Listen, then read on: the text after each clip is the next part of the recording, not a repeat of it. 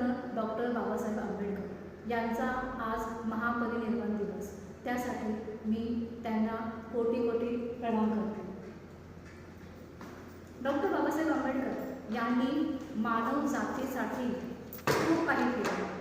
ते करताना त्यांनी फक्त एका जातीचा किंवा धर्माचा विचार न करता संपूर्ण मानव जातीचं कल्याण व्हावं यासाठी त्यांनी आयुष्याची झीज घेतली आहे। परंतु आज पाहता परिस्थिती फार वेगळी आहे आणि मला काही वेळा खूप खंत वाटते आणि ही खंत मी माझ्या एका कवितेतून व्यक्त केलेली आहे। माझ्या कवितेचं नाव आहे बाप।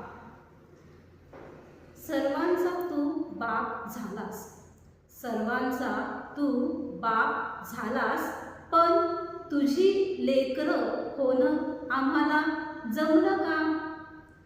सर्वांचा तू बाप झालास, पण तुझी लेकरं होणं आम्हाला जमलं का? लाडक्या बहिणीच्या योजनेसाठी, लाडक्या बहिणीच्या योजनेसाठी तासनतास वेळ काढणारे आम्ही, लाडक्या बहिणीच्या योजनेसाठी तासनतास वेळ काढणारे आम्ही, पण संविधानाची पानं चाळणं आम्हाला जमलं का? पण संविधानाची पानं चाळणं आम्हाला जमलं का? जगाने तुला डोक्यावर घेतलं, जगाने तुला डोक्यावर घेतलं, पण आमच्या डोक्यात अजून तू आलास का? जगाने तुला डोक्यावर घेतलं, पण आमच्या डोक्यात तू अजून आलास का?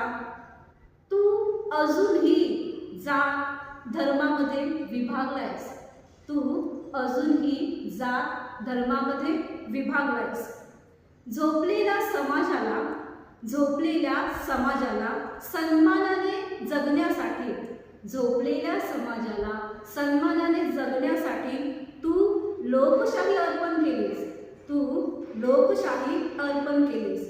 आज लोकशाहीची लखतरं वेशीवर टांगली जात आहे, आज लोकशाहीची लखतरं वेशीवर टांगली जात आहे आणि आम्ही झोपेचं झोप घेऊन निश्चित पडून आहोत आणि आम्ही आज झोपेचं ढोंग घेऊन निश्चित पडून आहोत का?